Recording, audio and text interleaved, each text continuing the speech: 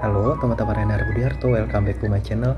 Kali ini saya mau membahas film Korea berjudul Broker, di mana ada seorang ibu tiba-tiba diceritakan di film nggak sanggup untuk, bukan nggak tahu ya. Menurut saya sih dia nggak sanggup, apa nggak mau deh melihara anaknya, bayi yang baru dilahirkannya. Itu aduh sayang banget ya. Itu kalau kita sadar tuh, kalau menurut saya itu anak itu harta yang tidak bisa dibayar oleh apapun, tidak bisa dinilai, digantikan oleh apapun. Jadi kalau ada ibu mau ngebuang anaknya, mau ngasih anaknya ke orang lain, alasan apapun, ekonomi, alasan tidak mampuan, alasan apa, rugi besar, itu anak tuh, itu rezeki yang nggak bisa dibeli. Ini mau beli pakai apa? Kita punya uang belum tuh bisa beli anak, tapi karena itu adalah pemberian yang luar biasa. Nah, dia nggak ngasih anak ke panti asuhan gitu, tapi secara diam-diam. Yang panti asuhannya itu dikelola gereja, dan memang nanti disediakan kotak segala, kotak penghangat kalau dia mau menyerahkan bayinya. Udah, waktu dia naruh bayinya di situ, ada detektif yang mengawasi karena mau membongkar perdagangan orang. Dan saat dia jalan, ternyata ada orang dari panti asuhan yang bergerak sendiri di luar pengetahuan untuk memperdagangkan. Nah, itu yang sedang dilacak polisi. Tapi ternyata pedagang ini niatnya itu emang niatnya menjual, mendapat keuntungan, tapi betul-betul mencari orang tua yang pas, orang tua yang nggak sembarangan, yang nggak asal terima uang. Sehingga diselidikin bener gak ini penghasilannya, pekerjaannya, kasih sayangnya, perhatian, nanti bisa ketemu lagi lokasinya, alamatnya, data-datanya, semua betul-betul. Kalau nanti dari interview tidak ada kesesuaian, maka nggak jadi. Makanya ada yang batal. Nah, yang jadi masalah ini perdagangan orang oleh polisi, dianggap demikian. Akhirnya kebesokan waktu dia berjalan nih, si perempuan yang menyerahkan bayinya berjalan menjauhi Korea sejauh mungkin, tiba-tiba dia mendengar tangisan bayi, dan di situ dia sadar dia nggak mau kehilangan bayinya, sehingga dia cepet-cepet balik lagi kebesokannya mau cari bayinya. Ternyata udah nggak ada kan, panti asuhan juga nggak ada. Cuman ada orang yang di situ yang mengetahui memang itu ini. Akhirnya dia diawasin dulu panti asuhan, dia nggak mau panti asuhan tahu bahwa dia yang ngambil. Kemudian dia diajak ke rumahnya, dan di situ dia bisa bertemu dengan bayinya tersebut. Bayinya kondisi sehat, dijaga, popoknya semua ada, dibantu deh. Dia bilang daripada nyerahin itu, intinya lebih baik kasih, dijual ke orang yang butuh, betul-betul sayang, butuh, dan kamu dapat uang, kayak gitu teman-teman. Udah, akhirnya setuju, namui pembeli pertama, kedua, ketiga, itu nggak ada yang cocok, nggak ada yang pas. Tinggal sampai nanti dia bertemu dengan orang yang pas. Orang yang pasnya itu nanti setelah dia yang orang pas itu, dia ditangkap polisi si brokernya itu, dan dia nggak ada perlawanan. Jadi emang ini misinya itu nggak ngerti ya, misinya itu seperti misi apa ya, belas kasihan, misi kemanusiaan, atau bukan kemanusiaan tapi misi ya udahlah, kalau memang dia ketangkep, waktunya dia tangkap, tapi dia nggak mau berbuat kriminal gitu. Jadi hanya sebagai broker, perantara untuk apa ya, secara berbuat baik kayak gitu. Tapi yang dianggap ini memperdagangkan orang. Mungkin dulunya sudah terima uang, dan kali ini dia ketangkep, ya udah, kali dia tahu kesalahan, dia nggak mau, dia mau menebus kesalahannya mungkin.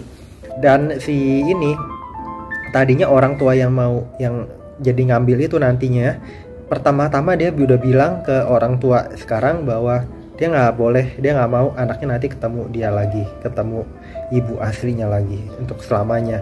Nah, itu nggak sesuai, akhirnya dibawa kayak gitu-gitu teman-teman. Nah, tapi karena dia sadar ternyata si ibu bayinya ini juga dibuntutin polisi, diselidikin kan, ketahuan dia ada membunuh suaminya, membunuh ayah dari bayi itu. Yaitu sebabnya apa ya, konflik domestik lagi. Orangnya cakep sih.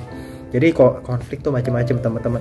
Kehidupan kita itu apapun keadaannya, nggak ada yang tahu, bisa berbeda satu sama lain gitu. Akhirnya ya udah, si itu berapa kali nih sebelum kejadian di final mau nyerahin ke orang tua yang pas ini, dia diajak ngomong sama polisi, detektif yang ajak dia kerja sama. Dia mau tahu sebenarnya siapa ini yang laki-laki ini yang memperdagangkan orang ini. Di situ digali memang motifnya itu memang dia mau jual, tapi cari orang tua yang benar, yang baik. Jadi nggak semata keuntungan, tapi betul-betul memikirkan nasib dari bayi itu. Dan si perempuan ini juga ya ada alasan tertentu yang saya kurang nangkep di film, kenapa dia sampai membunuh ayahnya. Cuma nanti membunuh ayah dari bayi itu atau laki yang membuat dia hamil. Dan dia seperti nggak siap, makanya dia mau menyerahkan bayinya itu, teman-teman. Dia nggak siap secara pernikahan, belum finansial dia ngerasa belum siap, umur juga kelihatannya belum siap, kayak gitu. Nggak ngerti deh apa dia diperkosa atau bagaimana, nggak tahu. Dan di situ ada orang tua dari suaminya itu juga ada mengetahui kan lokasi, nyelidikin nih kemana ini orang pergi, si perempuan ini pergi juga kirim preman. Tapi itu mudah dilumpuhin sama si yang ini mau ngejual bayi ini, yang dia udah kerja sama nih, si perempuan yang kerja sama. Udah akhirnya si preman dilumpuhin. Terus si polisi bilang nih, sudah menjelang final, sudah mau ketemu yang orang tua yang cocok, kamu mendingan nyerahin diri sekarang selama kamu masih megang anak ini, karena hukuman kamu akan lebih ringan karena ada pertimbangan kemanusiaan, kamu masih memiliki bayi yang harus dirawat, kayak gitu. Untuk sementara boleh deh nyerahin ke yang orang tua yang mau ini. Ya udah, tapi orang tua yang mau ini juga kayaknya mau. Akhirnya dia rawat sungguh-sungguh. Nanti setelah berapa tahun dia di penjara, baru dia periksa lagi. Dia kan masih bisa terus komunikasi secara digambarin di film. Dia nyelidikin, anaknya berkembang dengan baik, sehat, terus bisa dilihat orang tua yang menjaganya sekarang. Akhirnya dia jadi nggak enak hati. Dia setelah keluar penjara di tanggal yang ditentuin, dia nggak ketemuin lagi, ya udah dia relain, kayak gitu, teman-teman. Jadi pelajaran ini bukan hanya kematangan umur, bukan saja kematangan pikiran, keuangan, apapun itu, tapi lebih ke gimana ya, teman-teman. Kita nggak punya uang, tapi kita dapat rezeki nomplok anak. Itu udah mahal, ngelebihin duit. Nah, kalau kita nggak ada uang fisiknya, itu bukan uang fisik lagi, tapi harta yang betul-betul berlimpah-limpah. Kita dari situ bisa bercerita, kita butuh pekerjaan, kita mau sekolah lagi, kita mau apapun itu, minta bantuan apapun, bisa aja. Tapi kita harus niatnya tulus, bukan yang asal lempar tanggung jawab, nggak mau bertanggung jawab. Kita hanya ngelempar minta bantuan tapi nggak mau bertanggung jawab. Itu intinya. Kita harus punya tanggung jawab, kita harus mau fight spirit, harus berani bahwa kita itu akan menjaga bayi ini dengan baik, kayak gitu ceritanya. Digambarin seperti itu, teman-teman. Harusnya.